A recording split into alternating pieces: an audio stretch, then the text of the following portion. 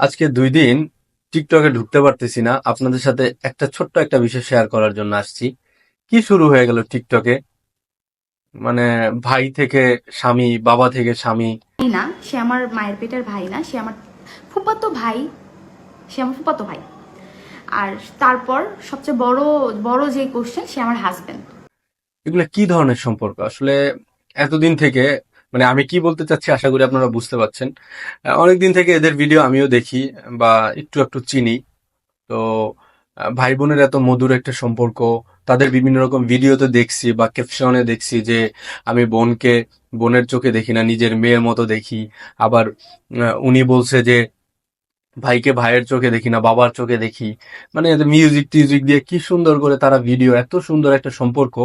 অনেকদিন থেকে এদের ভিডিও দেখি। উম, এত সুন্দর, এত ভালো ভালো একটা সম্পর্ক। আমরা তো সবাই ভাবতাম যে আপন আপন বোনের মতো।